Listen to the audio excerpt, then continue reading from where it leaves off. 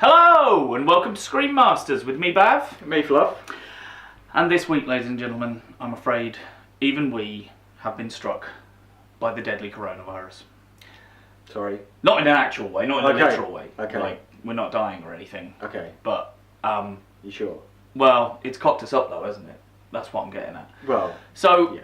This episode, ladies and gentlemen, was supposed to be a movies episode, coinciding with the release of No Time to Die, the new James Bond movie. And we were going to do a top 3 James Bond films. So for the last month, we've been working towards that. And then as we sit here now on the, 7th of March, something like that, the release date's been pushed back 6 months. So we're going to have a bit of a potluck episode today. We will do the Bond one, but we're going to sit on it until November when the release date is actually around, because that's when the content will be more popular. So we're going to leave that till November and push that to one side. So today's episode, because literally 2 days ago they announced that it was being pushed, so we've not had a huge amount of time to rejig things. And you didn't even know?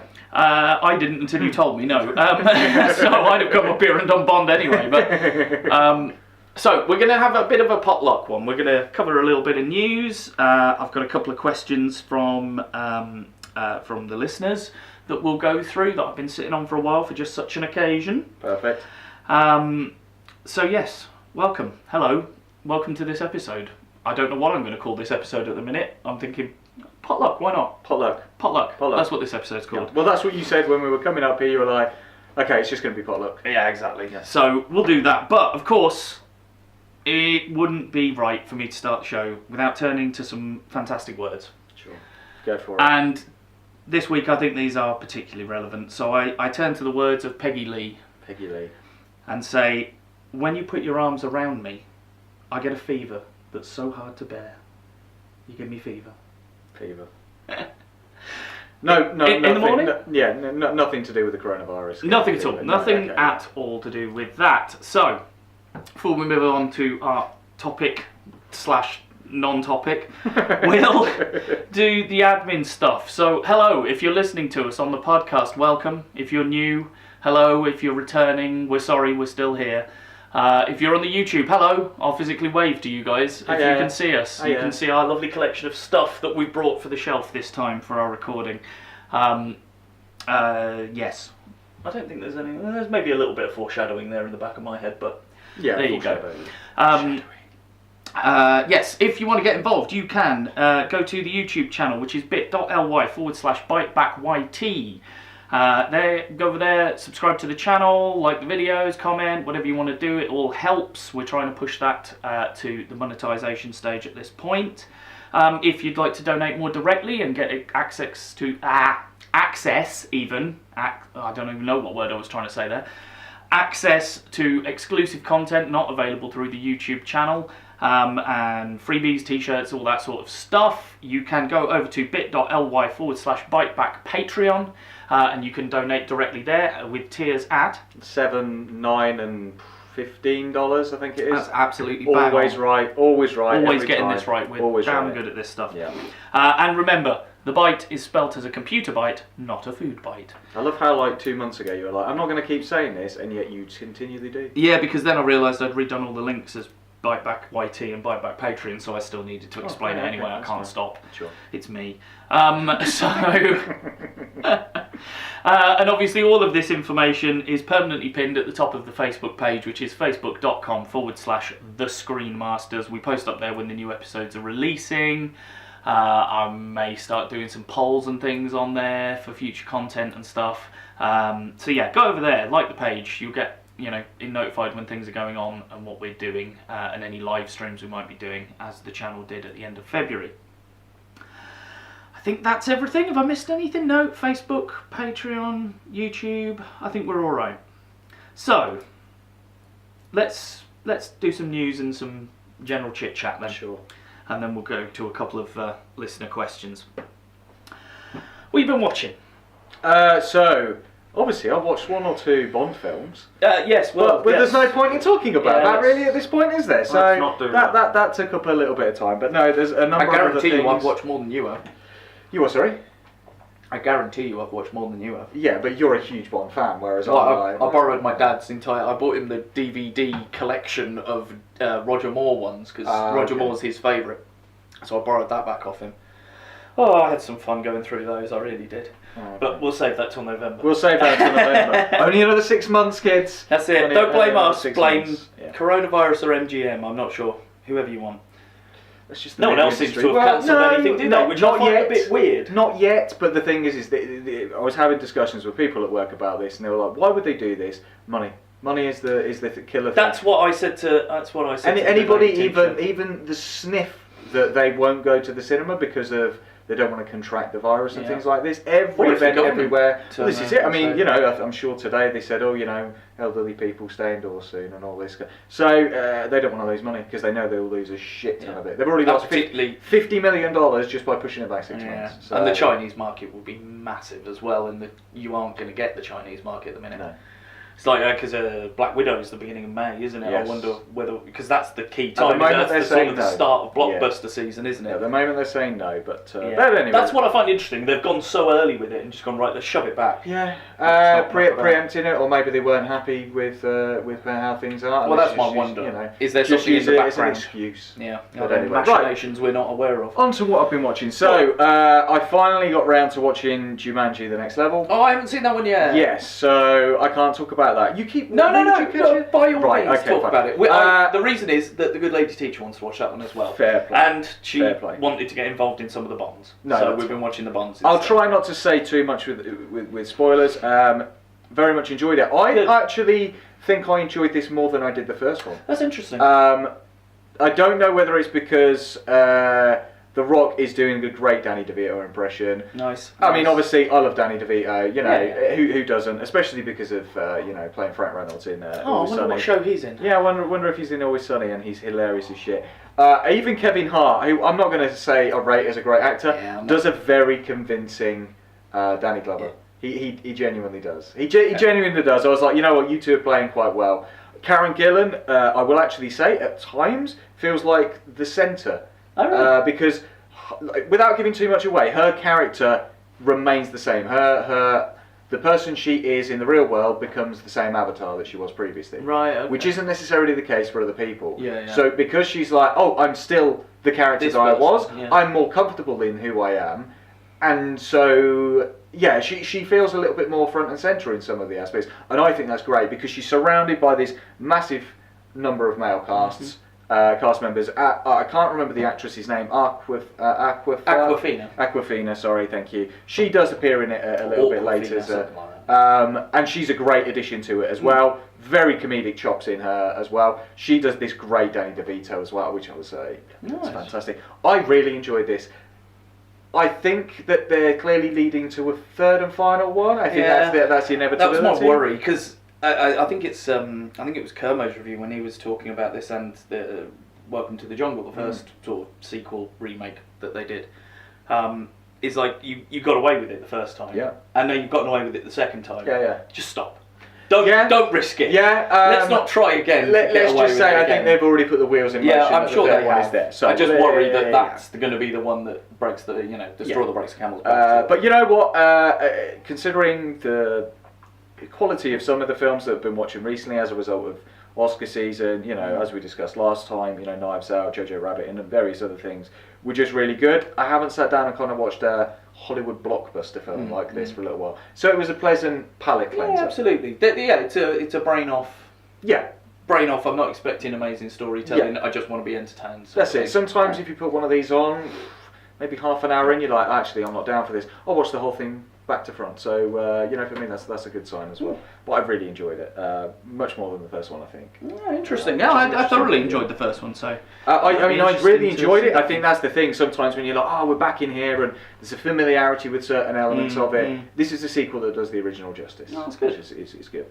Something else I've watched is I finished Narcos Mexico, which I've mentioned to you previously about, which was Originally, Narcos was suggested to me by our good friend Mr. Jordan Barber, who may do some lovely logos and designs. Indeed, shout out to Jordan. He does all the Screen Masters branding and the Byte Back Media logo branding. Thank you, buddy.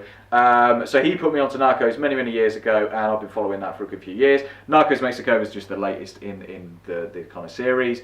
Diego Luna, who obviously we know as Cassian Andar. Thank you. I was trying to think of his character's name and I couldn't get there in a minute. So he plays Cassian Andar in Rogue One. Obviously, he's picking that up to do the Cassian Andar series. He's fantastic in this, and as are a number of other actors and characters within this. I really enjoyed this, so that made me start watching another series based on similar kind of threads, which is El Chapo. So on first season into which that... is a word I know. What does El Chapo actually mean? Is it El Chapo? No. El Chapo is Chapo Guzman, who was the Mexican drug lord who was arrested and managed to escape prison and this, that and the other. Yes. Yeah, I remember reading the stories around that. Yeah, so I'm only in first season. I'll come back once I've finished seasons 2 and 3 and then give a full review of that. Okay. But again, I think I was just going from one drug thing into another, so it was suggested. It was suggested after I finished it. Why not watch El Chapo? You know what? I've heard good things. Let's watch it. Yeah. So I'm really enjoying it. The guy who plays Chapo in this is actually really good. It's not your traditional, the same as Narcos Mexico. It's not identical to that. There are stints where he's in prison and you're seeing the mental and physical breakdown of El Chapo, and it's like, I'm actually supposed to give this guy a bit of compassion, even though he's a cold-blooded killer and drug dealer. You do feel it, that some of the harsh shit he goes through. I'm sure it's all dramatised just for the sake of it. Yeah. But anyway, and then 2 other things that I've been watching. Altered Carbon Season 2. Oh, okay. So I've watched it, because obviously I'd watched a lot of films, I've kind of switched back to TV for a little while. I really enjoyed the first season of Altered Carbon. And this one replaced the main lead with Anthony Mackie, who we all know from... Oh, yeah. Who was the lead in the first season? It is somebody whose name escapes me right now. Yeah, I can't think. Sorry, I shouldn't have said that because I knew. Joel Kinnaman. That's it. Joel Kinnaman. That's it. So he was really good in the first one. Anthony Mackie does just as good a job as he did in this one. It's a little bit. I think it's a little bit shorter, a little bit more compressed. It's not identical to the books from what I've read, which is great because again, sometimes they stick too close to the source material.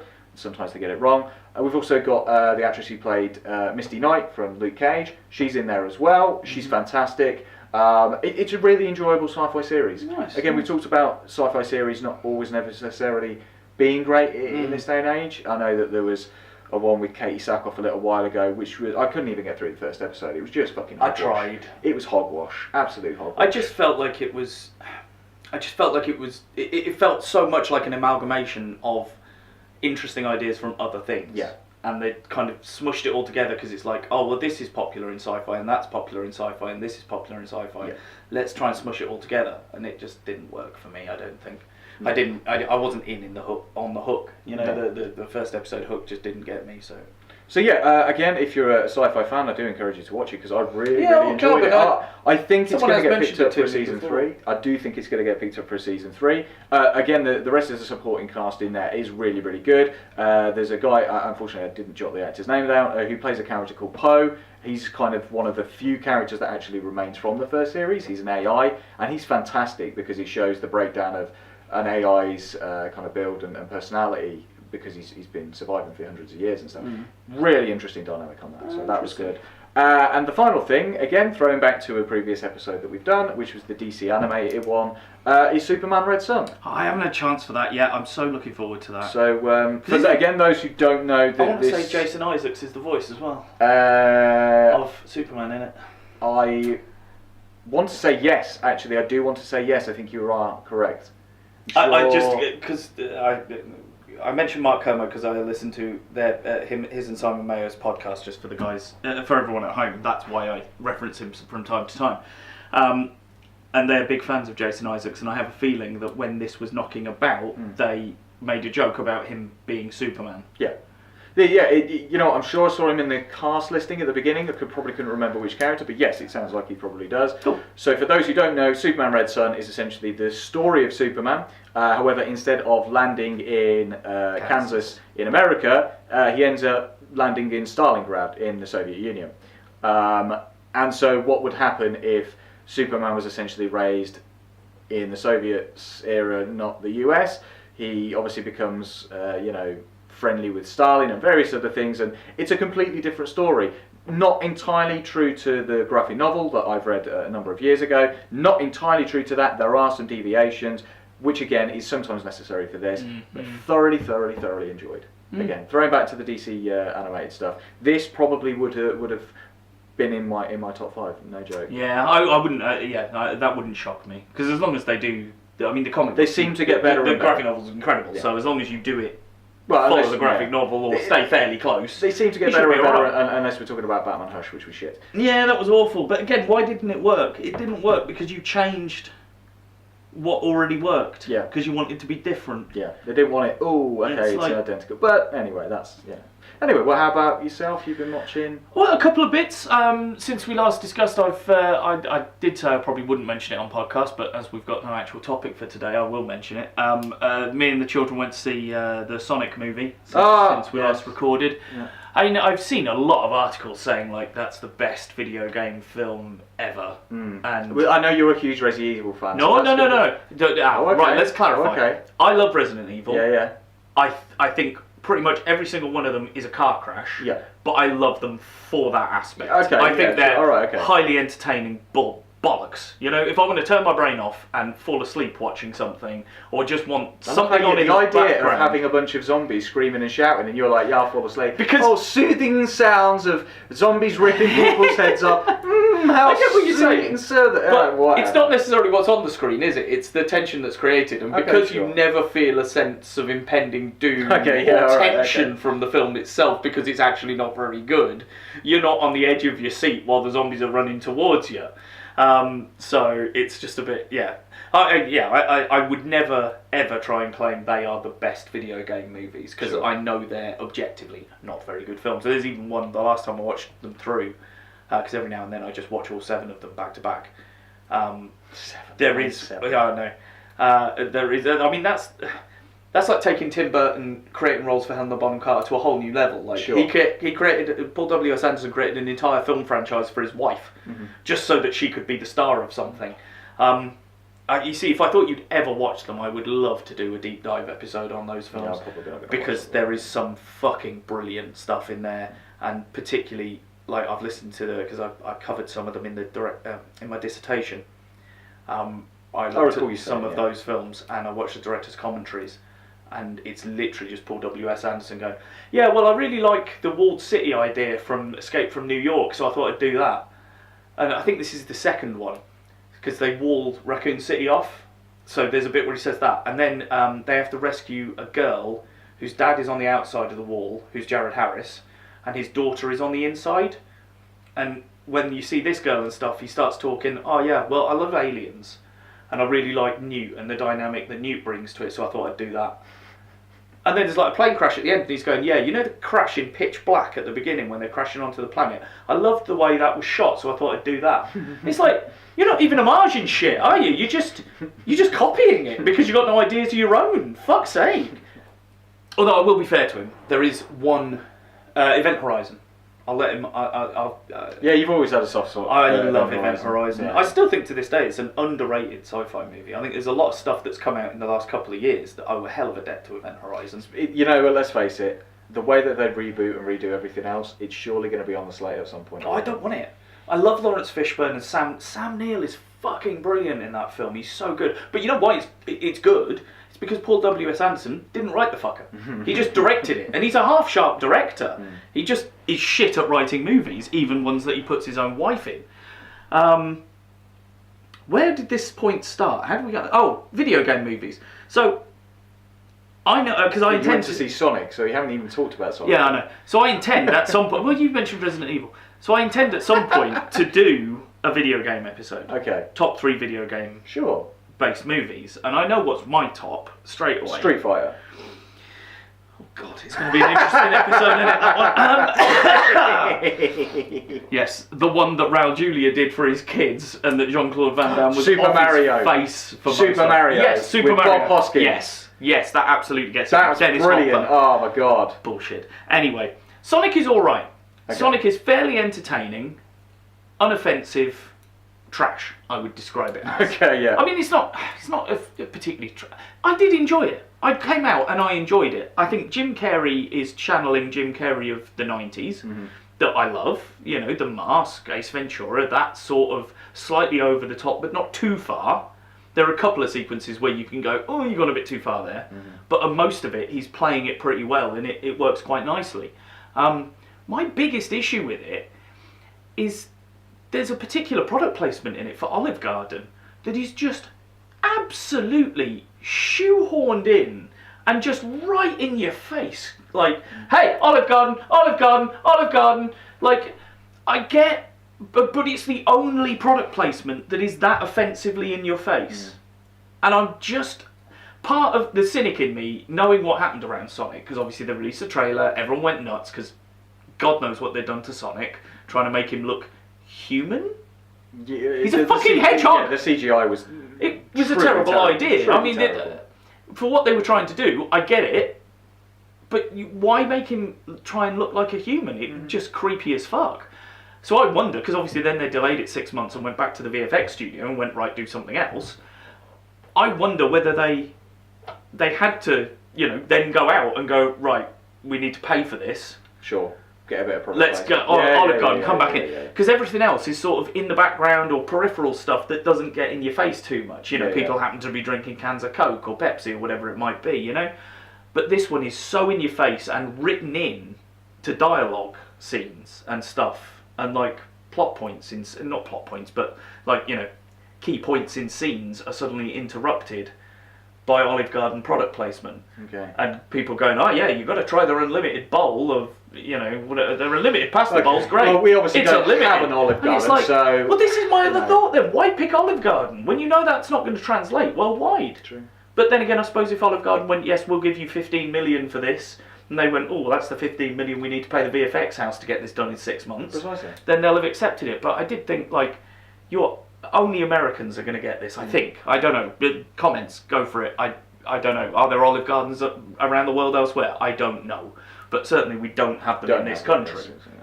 So yeah, I can't understand everyone going overboard for it, because I think there's a very obvious contender until this film came along that was at the top of the tree, and I don't see what this film does to take that top place away for me. Like I say, I wouldn't say it's a bad film necessarily. Certainly the kids loved it. My son, 7-year-old son, adored it. But he's a Sonic fan, so of course he was going to love it. Sonic looked like Sonic. There was a nice little tease at the end. With Tails, they put Tails in. Yeah, so I'd read it. And Jim Carrey ends up, because he goes through the transformation of Robotnik through the film, and then right at the end of the film you see him with the big crazy moustache and he's bald-headed and he's got the goggles on, so he's proper Robotnik by that stage. But he's on a planet that's just full of mushrooms, like massive mushrooms, and part of me wonders whether that's a little nod at Mario. Possibly. Well, I mean, they did the, you know, because he's always been from the Mushroom Kingdom. I mean, there's no Mario stuff in there, but it's just a planet full of mushrooms, and I just wondered to myself whether that's a little nod towards Mario or a reference there. But yeah, it's not bad. And the only other one that I was going to discuss, because this guy, I sometimes really struggle with the director Darren Aronofsky. I know our friend. Our friend Baggy, Dave, shout out to Dave. Dave Ball, not Dave Ball, he's the other one. Is it The Fountain? Yes, and that's the one that really made me go, oh shit, this guy does some, I don't understand. I mean, The Fountain, I came out of The Fountain and went, what? And I had to go and talk to our friend, and he then broke down various sections of the Kabbalah for me, and Mayan lore, and myth, and legend, and all this sort of shite that apparently I should have read 15 dissertations by different academics to be able to understand a 2-hour fucking movie. It's as bad as fucking Star Wars last week. But then some stuff is incredible. Like Requiem for a Dream is an amazing film. Mother, one of his most recent ones, I really love. The Wrestler. Yes, The Wrestler. Mickey Rourke. That's an incredible film. It's a great film. Great film. Yeah. See, I'd do a top 3 wrestling movies if there was any more than like 2 that I could think of that were actually any good. I think we maybe not do wrestling movies, but perhaps movies with wrestling stars in. But we can only pick one from each person. So you couldn't have The Rock in 50 Rock films. Yeah, because let's face it, he releases 50 films a fucking year. Well, yeah, my top 3 would basically contain The Rock and Batista. Yeah. But we can only pick one. Yeah. Okay, that's a good idea. That's another one for there you another go. Potluck episodes, ladies and gentlemen. They help us choose. This is it. How do we pick our next I'm ones? actually going to make a note of that one. Go. So, wrestler featuring movies. Yeah. Mr. Nanny. There you go. With Hulk Hogan. Fucking hell. But anyway, yes, I have never seen Black Swan, so I sat down and watched Black Swan with the Good Lady Teacher last night, and I came out of that baffled as well. And I thought that one was supposed to be one of the more mainstream ones because he hadn't written it; it's written by someone else. But the thing is, I came out of it and was like, I either understand it totally and just don't really get why I've just watched it. I kept sitting there and was saying to the good lady, like, but why have I just watched this woman's story? What's the point of this woman's story that I've just watched? And the only thing I can take away for it, which is like the striving for perfection will destroy you in the end.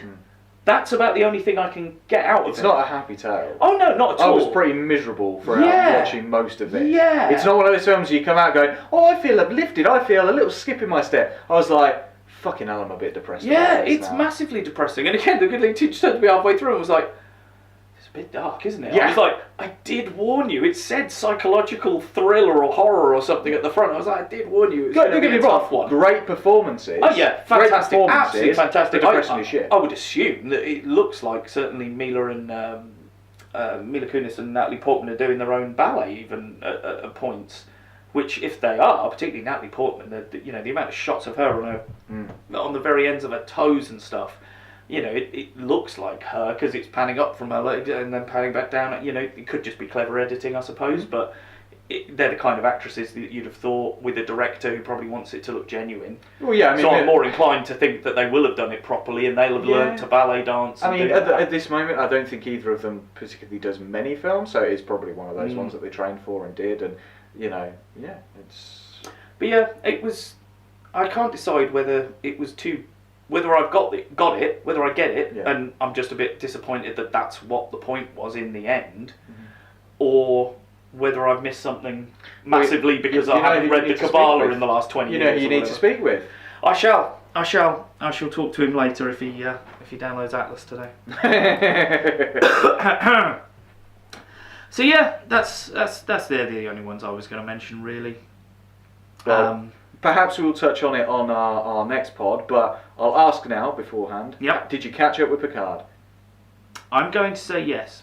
Okay, you're going to say yes, but did you catch up with Picard? No, I didn't. No, you're fucking useless, aren't you? But I still want to talk about it. Very well, but it's going to be hard because I am completely up to date, and I know a lot more than you do. Okay. But again, the problem is that it's one that the good lady teacher wanted to watch with me. Well, good lady teacher, get your priorities straight and watch Picard, because I need to talk about Picard, and I can't until he's watched it. Okay. Thank you kindly. Cheers. Thanks. Okay. We shall. All right. We'll skim over that one. Then. Yeah, that's why I was like, I'm not seeing it in your nose. You've not watched it, have you? No, I realised on the way up I hadn't actually watched it. You're a bastard. Sorry. So I was chatting to a listener to the podcast, Josh Marshall, if he's listening. Hello, sir. And he was watching the anime episode, and he said that he was a massive fan of Digimon. Okay. And that. No, not Digimon. Fucking hell, Digimon. Dragon Ball. Oh, yes. Dragon Ball Z. Yes. And he was like, I really thought Dragon Ball would be on the list, and blah, blah, blah. And I was like, that's interesting. So I've been sitting on this, because obviously, I have never seen Dragon Ball, as you well know, but you watched it all, as far as I'm aware. Dragon Ball Z and... So, Dragon Ball Z, not American. True, sorry. And Dragon Ball GT. Yes. I watched back in the day. So, why didn't they make your list?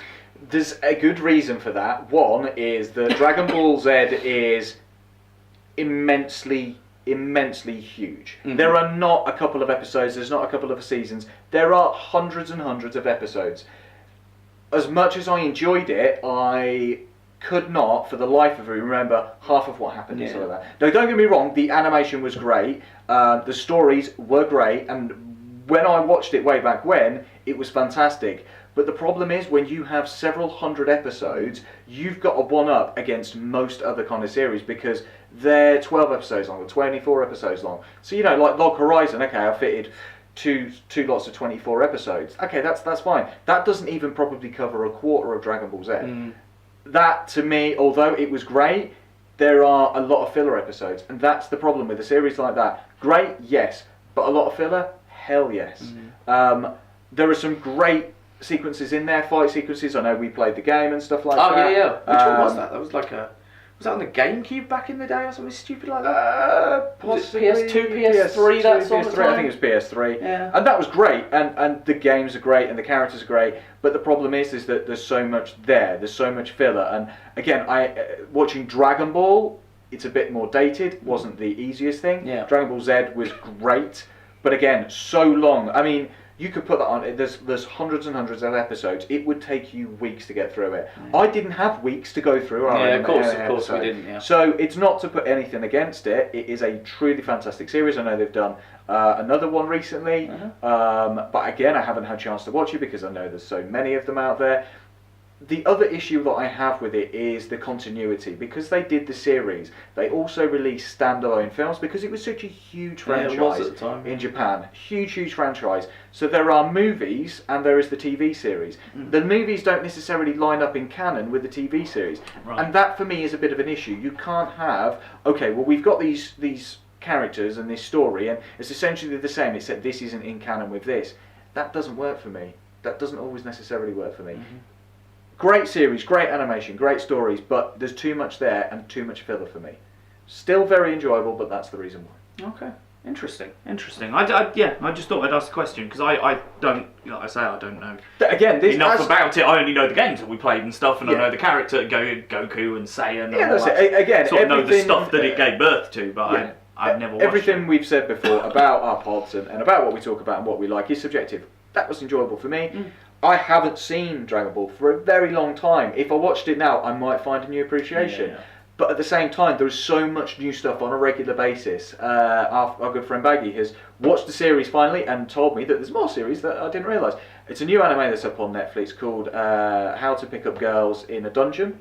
So it's a very, very weird title, but Baggy has fallen in love with the series, and now I watched the first one a little while ago. I didn't realise that the spin-off series and the second series are out there as well. There is always something new to watch, so the idea of going back and watching several hundred episodes of Dragon Ball, I can't do it. Can't justify it. How to Pick Up Girls in a Dungeon? Yeah. Really? Yeah. It's a Japanese anime. Okay, that's fine. There you go. As long as it's not Netflix anime, because I'd be like, come on, guys, you should know better than this shit. But yeah, no, it is a... It just seems quite an un-2020 title for a TV show. Is, but at the same time, like there is a companion series about the girl who he's trying to pick up in a dungeon, sort of, you know, he kind of falls in love with. And then she actually has like a side series which picks up her storyline thread at the kind of time it intersects with this, so that you get the two viewpoints of interactions and stuff, which is very, very good. But I've yet to watch those, so so you know. Interesting. But yeah. Interesting. So another question that was posed was, or an idea for an episode, and this one, I'm struggling to make it not unwieldy. Okay. Because I'm finding it quite an unwieldy question to try and put together. Right. So, because you'd look at the first part and think, okay, that's fine. So, an episode on sequels that are better than the original. Sure. But where do you stop?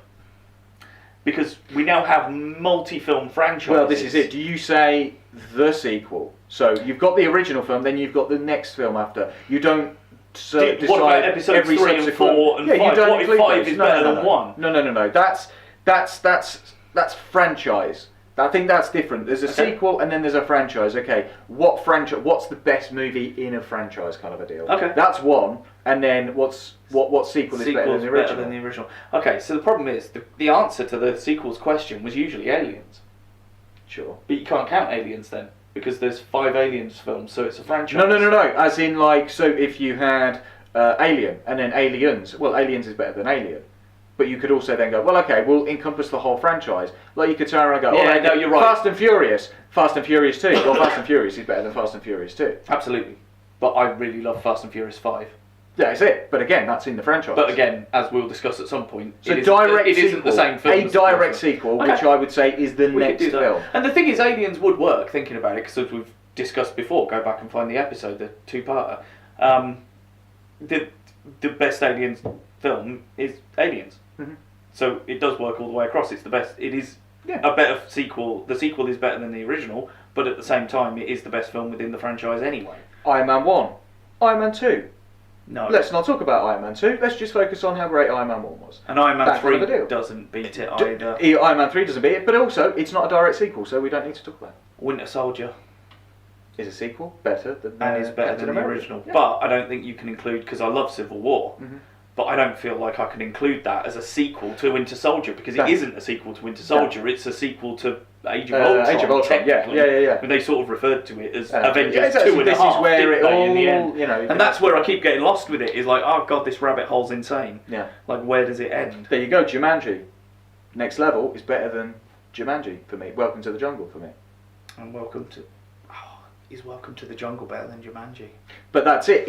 I would look at that as a separate entity, because it's like the Star Wars. You could turn around and go, well, okay, Episode 7. Well, Episode 8. Okay, Episode 7 was better than 8, perhaps. Yes. But then we're not going to talk about 9, because again, that's the same. So these are the rules. We didn't spend an hour and 50 minutes trashing Episode 8 for us to decide it was better than 7. Oh shit, that's a piece of news I missed. Remind me. I want to talk about that. I've got another piece of news I meant to mention at the beginning, but I didn't. So okay, derailing this already derailed episode then and going backwards. This is just the news has broken in the last week that they've finally retconned our issue in Rise of the Skywalker with the age of Emperor Palpatine. Colossal. So bullshit. If you don't know, you can buy the extended edition of the novelization of Rise of Skywalker, and it will explain to you in there that Emperor Palpatine, the Emperor Palpatine that gave birth to the people, that gave birth to Rey, yes, that's right, isn't it? He was a clone. Yeah.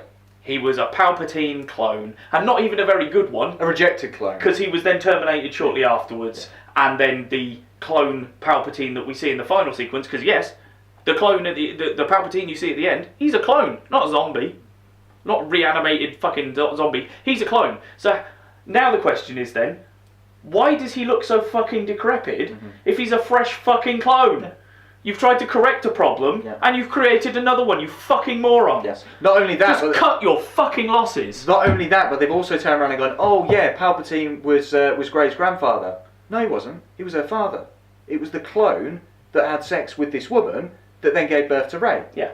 So it's her father then. It's nothing to do with her grandfather. Oh, yeah, of course, she's grandfather, but you're absolutely right. It's So yeah, they've dug themselves another massive fucking god, I didn't even think of that. Yeah, exactly. I've misread the whole fucking thing. See, this is it. I was having this conversation with individuals at work, and I was like, yeah, the Star Wars one, is coming out this week. Make sure you give it a listen. I was like, but what's really funny is, this week they've come out with this absolute utter fucking nonsense about Rey's parentage, and basically that this clone was a rejected clone, that the clone Palpatine just kind of went, he's good for genetic material. But then killed him off anyway? But hang on a minute, if you already had a clone, why did you need another clone? Yeah. How many clones is one too many? And like you say, why does this clone look like shit when he should be a fresh clone at the peak of his health? Not, I'm stuck to tubes and stuff because I'm dying. Why are you dying? You're a clone. Like, the other clone was cool. He looked like a normal dude. And, what? Well, clearly they degrade at a rate faster than Link's sword in Breath of the Wild, apparently. So, there's a video game reference for you guys. Because, yeah, like you say, the state of that one that she ends up fighting at the end is fucking old and decrepit and haggard. So they must be just come in nice and fresh, and then just like Benjamin Button. But no, that's a bad reference. I don't know. They age really quickly. But again, it's like, well, hang on. If you're a clone of Palpatine, did somebody not go, hang on a minute, you look a little bit like that senator that was from Naboo? Nobody could tell me, you look like the guy from Naboo. Weren't you the Emperor? Yeah. Why does nobody recognise this guy? Why does he not look like fucking Palpatine in the flashback? Huh? Doesn't make sense. Complete and utter bullshit. That's Disney trying to dig themselves out of a hole and then just realising that we're actually making that hole. I realised I said it a lot during the Star Wars episode, but that does not make sense. Look at the pretty monkey. God. Yeah, there you go. Fuck, I hadn't even thought of that. There you go. Jesus, that's just thrown me even fucking... Because again, there's all this shit about, there's all this extended universe bollocks that they're putting together now to try and dig themselves out of holes. Like, how did this lightsaber end up over there? Mm-hmm. Ah, well, you need to read this comic book thread over here to learn that. Oh, how did Leia learn how to unfreeze Han from the carbonite? Because she got frozen in herself. What? Why the fuck do you suddenly have to throw that into the mix?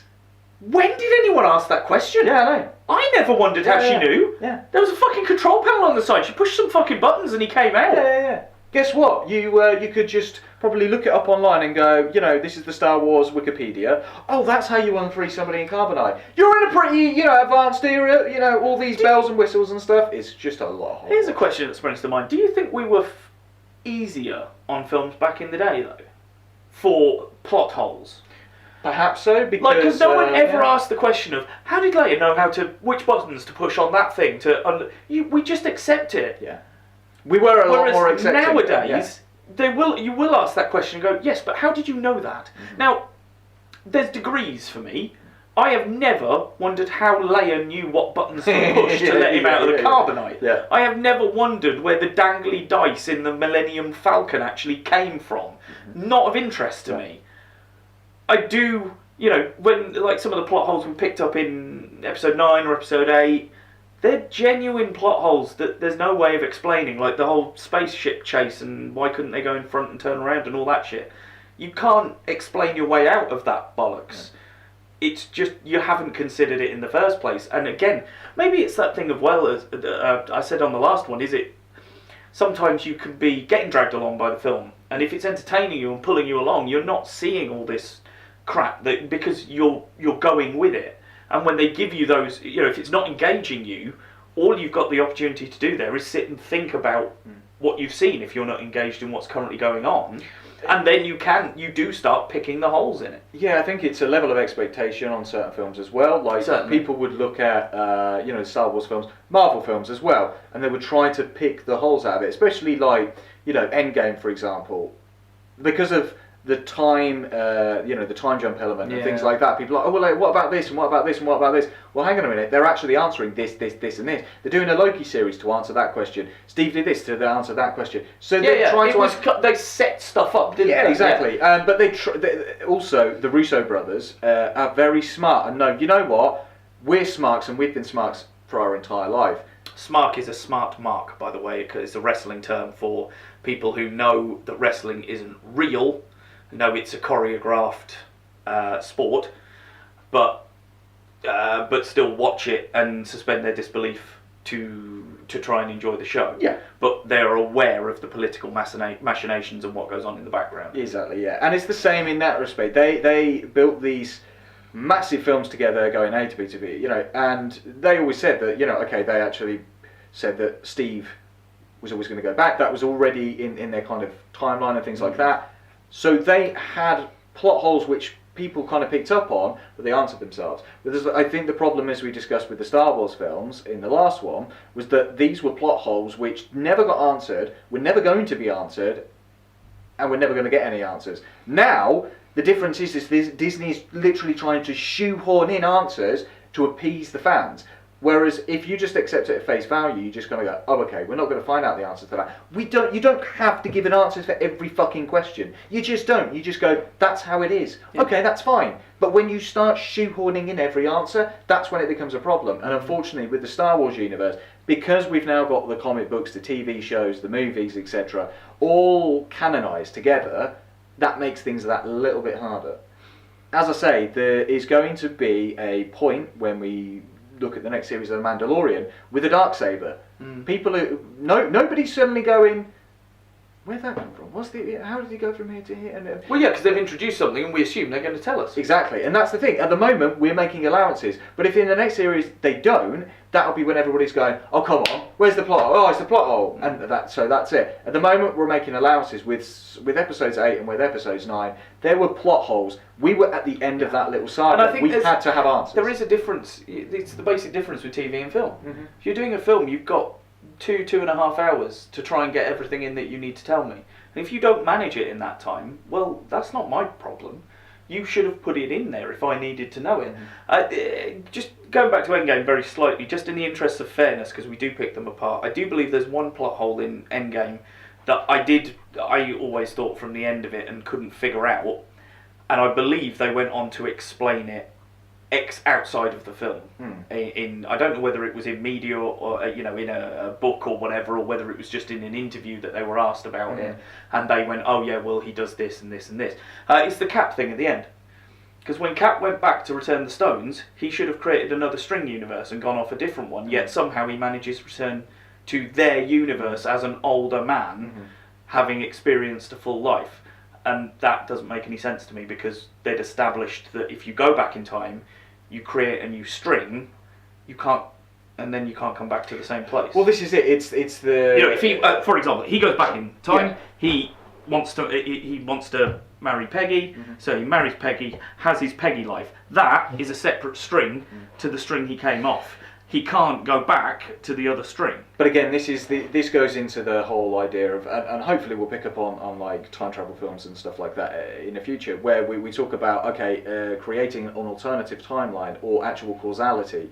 Him actually going back in time completes the loop, because that loop was already in existence. We were just watching the finale. It's not so much the loop thing; it's how they'd established that if he was going to go back and do that, it would spur off somewhere else, because that's what happened in the past, in the other time travel sequences. Like I said, I have no issue with what they've done. At the time it didn't bother me too much, but yes, I picked it up as a plot hole for me because it isn't explained. I just want it, in the interest of fairness, sure, so that we're not just bashing the Star Wars guys or whatever. I'm aware that other franchises do this. Oh yeah, of course. I just don't think they're half as bad, and I think it's worse. I would rather, like JJ did, like, what was Finn going to say? Oh, well, he was going to say this. Okay, fair enough. Well, what was the fucking point in putting it in the film? Exactly, but I would rather it was explained in a throwaway interview afterwards with the director or whatever, than you actually try and write a piece of canon material to re-explain it, because then you are assuming that your viewer is going to go and read that canon material. Yeah. I think it's also setup and payoff. If you are intentionally going to put something in a film with a setup, then you must pay it off. If you don't, you're not doing the service to the people who are watching it. Yeah. Because you put in specific plot points, you put in particular setups, which you're never going to pay off. People are always going to come out of some films going, well, what about that? What about that? But if you deliberately put those setups in there and you don't answer it... Yeah, that's it. Yeah, you're absolutely right. I mean, yes, that Finn thing was insane, that you would have so many times. What is it? 4 times? 3 times at least, there are multiple occasions where he goes to say it and doesn't, and then there are other... Obviously, we haven't had the chance to rewatch it yet, but there are bits and pieces where... Because he something comes to him or something... There's a point where he reaches out for something and he appears to move it with his hand and stuff, but it's not sort of... it's subtle, that's what I'm trying to say. It's a background thing that for you to notice. So I believe that is what he was going to say, because you were planting the seeds. What baffles me is why, if you left all the seeds in there, did you not give us the fruit? But again, I mean, going back to... these deviations in timelines and things like that. Look at the Fast and the Bloody Furious franchise. They're reviving a character who was dead way back when, after they rebooted and revamped this franchise, so that this film actually went here, not here. Do you want to know the order? No, I don't. No, not right now. Not right now. It's a franchise that I know that you want to talk about because you enjoy the car song and all that. But again, it's just the fact that in the latest media, they're talking about Han is now coming back, and you're like... But you're dead, mate. And not only that, he's actually died twice. We've witnessed him dying twice because we've seen the same death happen twice. Yeah. He dies at the end of number 3, Tokyo Drift. And then 4, 5, and 6 all take place between 2 and 3. Yeah, and he dies at the end. And he dies at the end of 6. To then, which is the end of 3, and then 7, 8 come after 3. Okay, so he's dead twice, and now he's going to be revived. And now he's back alive again. But we've already been through this once, because Michelle Rodriguez died. Letty died. True. Early on, she died in the 3rd one, I want to say, or 4th one. Or was the 4th one when she came back? Oh, fuck knows. God knows. The fucking lore of those films is insane. Yeah, exactly. I mean, they don't exactly, obey the laws of physics or the laws of distance either, which we've established. So we'll touch on that. But again, it just shows that even these massive franchises, they just go, you know what? We're making a shit ton of money. Maybe Doesn't matter. The type of viewer. Not that I wish to not, because I'm a fan of Star Wars, and like I say, I'd consider myself a fan of Fast and the Furious. I think they fluctuate a bit, but generally the ones with The Rock in are worth watching as a piece of mindless, bonkers entertainment. What I would describe as, you know what I'd say they are? Michael Bay done right. Because Michael Bay. Yeah, no, we've discussed like The Rock. A very good action director. When you keep him in his box and you keep control of him and you let him do the action stuff, it's good action. So the FF stuff is some great action. And actually it is very Michael Bay, because they still do, because obviously it started as a street racing series, so by the time you get to the end, we're up to date, so we really shouldn't be showing ladies' asses wiggling about and stuff. But of course it started as a street racing series, so they feel they have to put at least one street race sequence in there, which of course features many scanty just to kind of go, hey, jiving about. This is what it's all first started about, like people just doing street racing, not worldwide adventures and they're spies and they're going to save the world from nuclear Armageddon. They were street racers. And John Cena's Vin Diesel's brother. Oh god, yeah. Can't wait for that. That's going to be hilarious. That's the explanation I'm really looking forward to. But when you bear in mind that in canon, in that series, Helen Mirren is Jason Statham and... what's his name? Luke Evans. Thank you. I was going to say Luke Evans. Yeah, she is their mum. Yeah. And their brothers. And Vanessa Kirby's mum as well. Yes, of course. Yeah, there you go. Fantastic. Okay. Any other questions? I have one question. Shoot. Comes from a Mr. Ben Johnson in Detroit, Michigan, I believe. Is that right, American guys? I think it's Detroit, Michigan. It is Detroit, Michigan, yeah. Because it's good with the Americans, because they always have to say the place afterwards, because it's so big, isn't it? So well, it's also because we're so used to so used to wrestling, where they that kind of stuff. Yeah. Louisville, Kentucky. Yep, there you go. Corpus Christi. That's another one that sticks in my head, but I can't think where that is now. Anyway. So what does this gentleman he say? Says, what is... I mean, I've cut these down. There is fluff around them, but I'm not... Beg your pardon? Sorry, I didn't realise I said that. You keep doing this and I'm going to keep picking up on it. Stuff... There's bump around the question. I've cut that out because this isn't Steve Wright in the afternoon. I'm not going to sit here going, "Hi guys, love the show." No, you know what?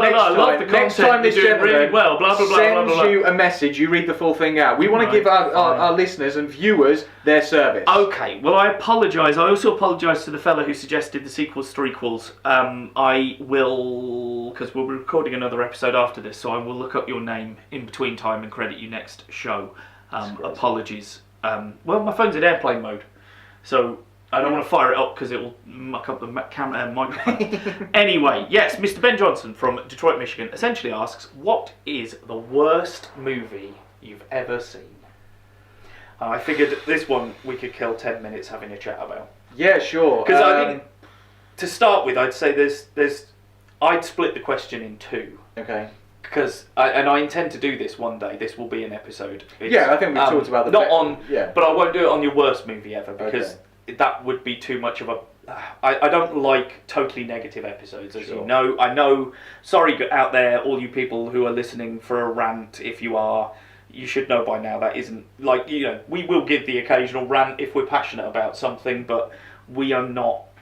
I know that negativity sells far better than positivity in this day and age, but I will not be someone who just creates negative content for the sake of it. I could say 2 words and I almost could guarantee that you go on a rant. What? Green Lantern. Yeah, that's true actually. There you go. God, that's bollocks. There you go. See, I hadn't even considered that. Actually. There you go. I hadn't even considered that. See, do you want a whole reservation about your previous comments about having a rant there? No. Look, got my Green Lantern rings here today just to keep it up. Anyway, yeah, we're going to do an episode at some point on what is the best. What is worst movie? Yeah, because I've got there's different ways of looking at that even, because some I've heard would say things like Snakes on a Plane, Sharknado, that sort of stuff that knows it's bullshit, is B-movie bollocks, but goes with it tongue in cheek and is quite fun. I would say I haven't seen. I think the last. I don't even know how many Sharknadoes they're up to. I've seen about 3 or 4 of them. I think they went to the moon. Yeah. The one with Jedward in kind of killed me off really, because they got friendly with. Do you think everyone knows who Jedward is still these days? Or have they faded into such they were the stupid hair twins from Irish like dickheads. Pop Idol or whatever. Yeah. Irish people in general aren't dickheads. Let's just clarify. I'm half Irish, thank you very much. So that's all right. You're allowed to say that then. That's fine. So yeah, I don't know whether anyone still remembers those, but anyway, the Sharknado stuff and that sort of crap, it's knowingly bad films, but some people would say that you can't class that as a good bad film because it sets out to be bad in the first place. Yeah, like so they would go for a film that wants to be serious, takes itself seriously, but is just so freaking bad. Like Scary Movie and all of those kind of. You see, but even then, I'd say they're parodies, and parodies are supposed to be like that. But that kind of that kind of niche, suddenly they did like a few of those, like Meet the Spartans or something like that. Yeah, the epic movie. Epic movie, terrible. Shit, that was it. All that kind of stuff. They kept trying to churn out those kind of things. The thing is, they changed as well. The first couple, 2 or 3 Scary Movies were done by the Wyans, and then it switched to a production company, bought the idea off them. And they are the ones who then produced the crap that came afterwards, like superhero movie, epic movie, Meet the Spartans. I can't remember what they're called. I think that I want to say Asylum Films or something like that, but I'm not sure on that. But I know another company bought the rights to do it and then just went off and did shit, basically. But I mean, I think I might frame it as films. Like, what's a film that you know is bad? You know it's bad. Objectively, but you still love it anyway. Like that is where I will go with it, because there's a couple that pop into my head straight away that I know are bad films. Yeah. But I would watch them in a heartbeat. Sure. Because there's something about them. I don't know what it is, but I would watch them because I love it for that reason. But going back to the actual for this question, what is just objectively the worst thing that you've ever had to sit through? I suppose I can think of a number. Now, this one I'm going to say pure and simply because we're both huge fans of the fucking TV show. We've talked about it previously. Oh my god, I know what you're going to say. I know what you're going to say. Yeah, exactly. So we're huge fans of the TV show. Another one I hadn't even thought of. They're going to be doing a new live action because of the disaster that M. Night Shyamalan put on fucking The Last Airbender. What a travesty. An absolute travesty. Even making that fucking thing, there was so much controversy regarding the casting of various characters and the ethnicities of those characters. But the film itself was fucking terrible. He did not understand the plot of the whole bloody series. He did not understand the characters. He did not understand the nuances. Even bodged the CGI on most of the the elements that were supposed to be used. The casting went about the wrong way. They found a kung fu master and then tried to teach him to act. Or was it a boy or a girl? I can't remember now. Actually, it was a boy. It was a boy, wasn't it? It was a young lad. And fantastic fight sequences and stuff. Look great, but you can't act for shit. Yeah. And you're the emotional heart of the film, so surely get a young child actor in and just teach them to do some kung fu. Isn't that quicker? The girl who played Katara was terrible. The guy who played soccer was terrible. Was awful. You feel Dev Patel was about the only good thing. I would have stuck with that casting. He was great. Yeah, fine. He did the brooding Zuko very, very well. And that was the thing. Even Azula is actually in the film as a different character, which I can recall. I can't remember which character she plays. Again, even the guy who plays Uncle Iroh, he's quite comedic. But the rest of the film is fucking hogwash. That could have been the start of a fantastic film franchise. And they shat the bed with that one. And the thing is, when you look at it, and you look at it alongside the first season, it hits most of the key points. And like plot-wise and narrative, it stays fairly true to the source. It looks terrible. Did they get the, what's his name? Brian hang on. There's Michael D. Martino or something like that, and Martino. Brian D. Connett. Yeah. Who created the show? Did they? I do not recall. Oh, there you go. Look at that. There you go. Of course it doesn't say. Yeah, of course you're going to have to open it up. Of course their bloody names aren't on it. Yeah, and they're not going to be on the discs either. No, of course they're not on the discs. Right, so fucking apologies for audio listeners. I've just taken down the Avatar Last Airbender DVDs that we brought with us for the shelf today, hoping to find the names of the creators, and indeed they are not there. Never mind. Apologies. But yeah, because those guys are involved in the Netflix live action reboot, aren't they? Yeah. So that gives me a lot of hope for that. Yeah, it does. I'm looking forward to that. I think let's face it, everybody in Hollywood just went, what a piece of shit. Let's face it, since he's done Sixth Sense, he did Unbreakable, he's done one hogwash film after another. This was just in a long line of really shitty films. Yet they still line up and give him a shitload of money to make films. How about you stop giving some of these people a shit ton of money and make them go back to the start and go, make a good film, and then we'll give you the money. What was it? See, because I kind of liked Split. But he made stuff like The Happening. Oh, The Happening was... And was it The Village or whatever? The Village was the Which I predicted within about 5 minutes of the film. You see, I didn't, but I didn't predict the twist because that fucking twist is so fucking stupid. How could you predict that? Because it is the most ridiculous, idiotic thing I could have thought of for them to do. Because I feel it just washes away any sense of tension. That's the problem with it. Does. It's like Signs. I really like Signs for most of its runtime. And then the second you see the alien, it just all falls apart. Yeah, you just kind of go... And you go, oh.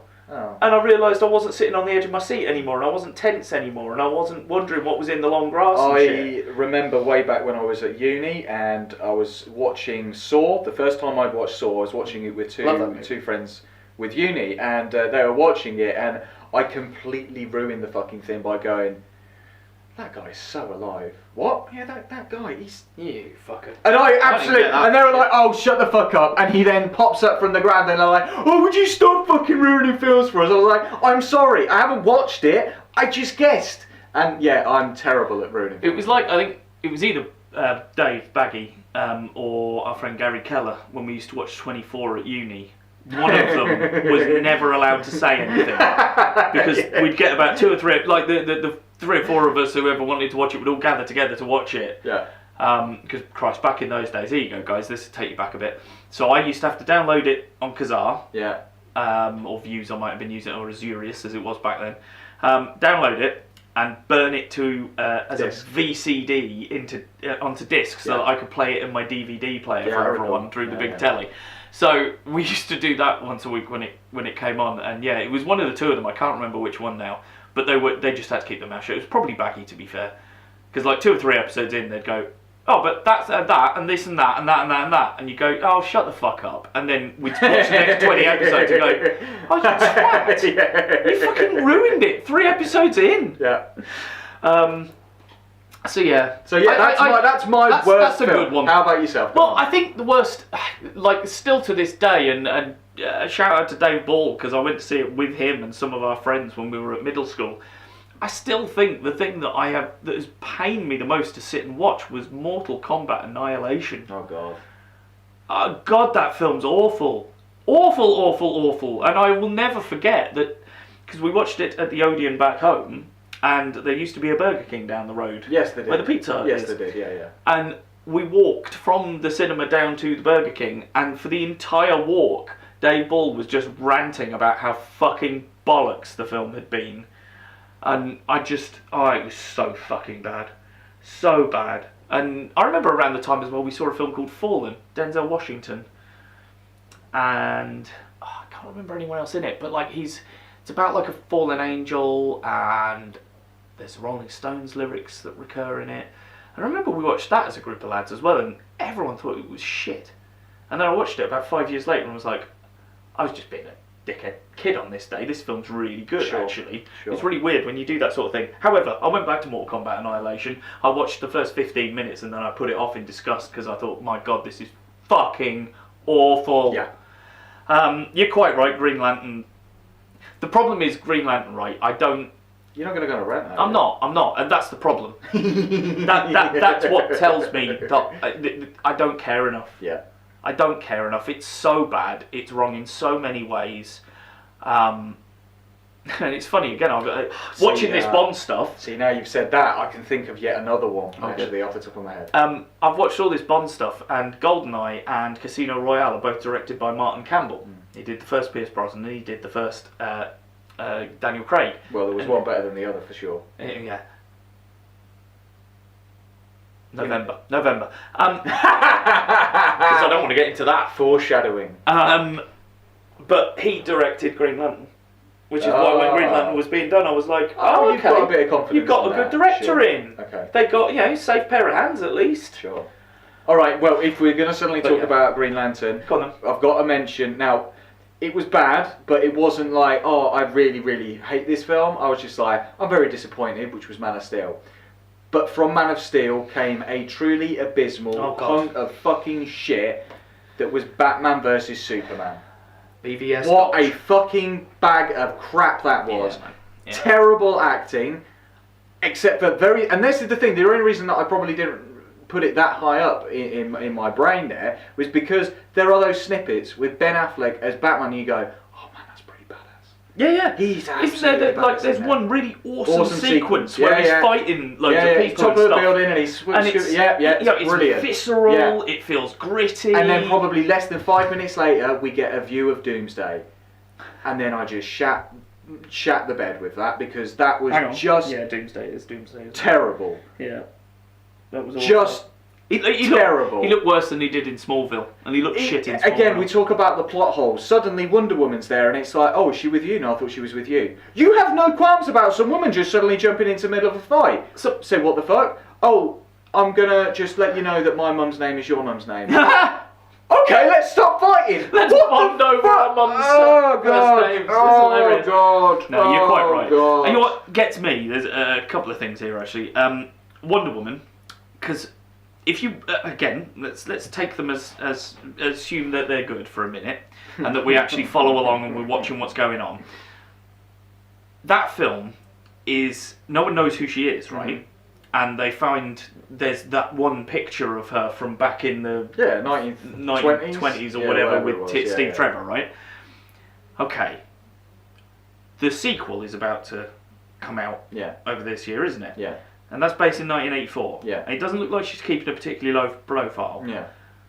So why does no one know that she's around again? Yeah. I mean, obviously I'll have to wait and see the film to see whether... Because the first one was good, I really enjoyed it.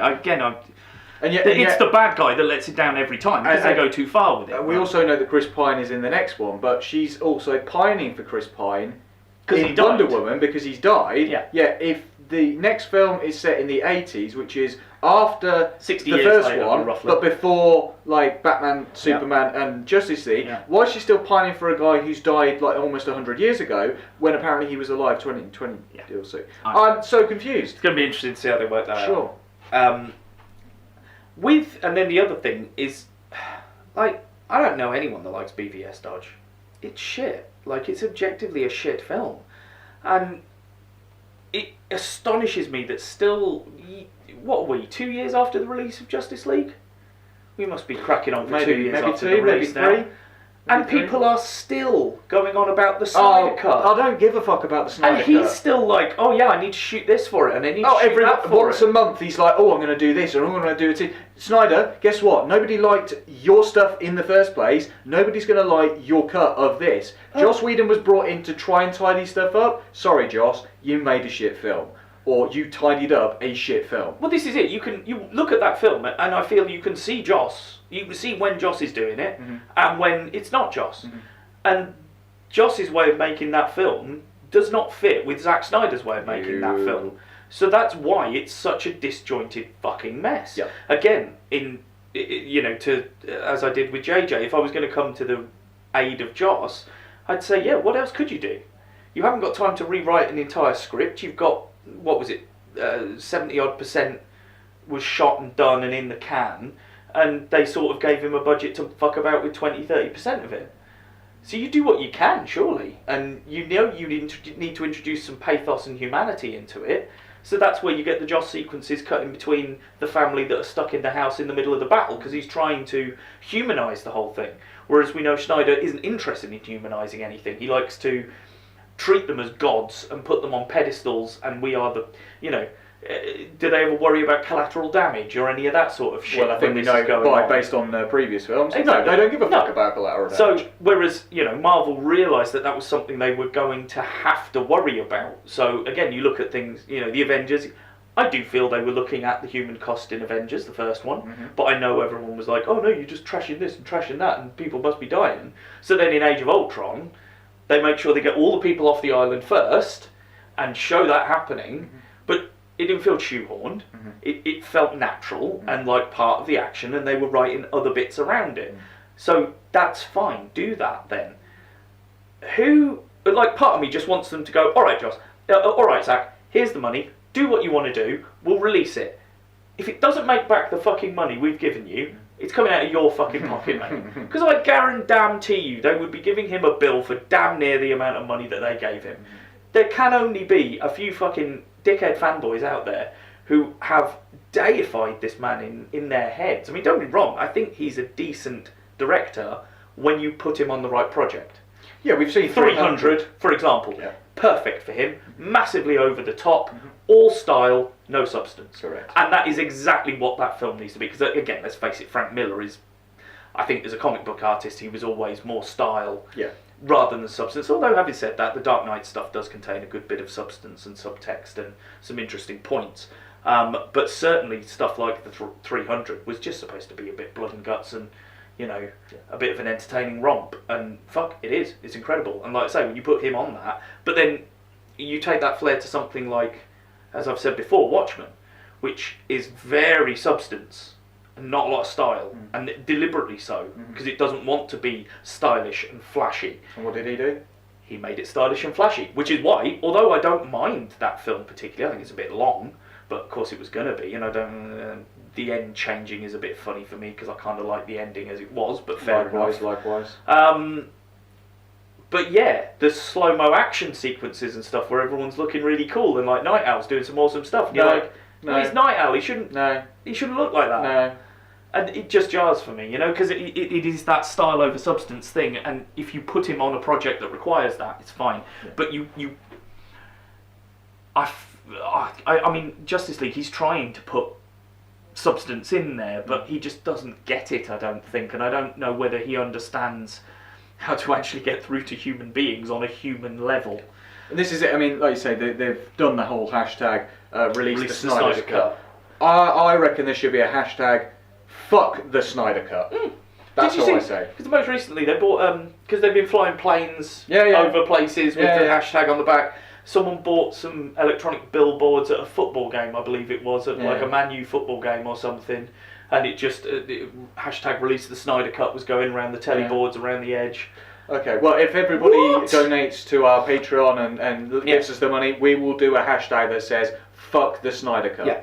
If 10 people sign up to the Patreon in the next month before we record episodes, I promise you that we will take all of that money and attempt to stop the Snyder Cut from being released. With the tens or 20s of pounds that we will have, we will... Let's just remind everyone of the tiers, I think, while we're at this stage. So remember, it's £3, £6 and £25. Okay? Dollars, even. Sorry. Wouldn't want to get it wrong. No, we don't want to get it wrong. I mean, Jesus. Nearly got it wrong there, mate. Ever let us forgive it if we ever got it wrong. Nearly got it wrong. Can't believe you said pounds instead of dollars. Never mind. Oh dear. So yeah, I think if I was going to pick a worst movie ever, it would probably be Mortal Kombat Annihilation. I'm sticking with Airbender. Last Airbender would be there because when you add the disappointment factor in on a personal level, I totally agree. And that's where it is. So disappointing and such a letdown.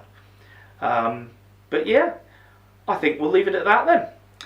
Apologies for the episode, guys. It has been potluck. We hope you've enjoyed it. We will be back in 2 weeks' time for our regularly scheduled programming TV episode. So yeah, for now I shall sign off by saying that I am Bav. And I have been Fluff. And, oh yeah, I did sign off wrong actually. Let's try that again. I have been Bav. I have been Fluff. And this was Screen Masters. Or do I say has been Screen Masters? I don't know. We're going with what I've done. Also, Facebook.com/the Screen Masters. Yes.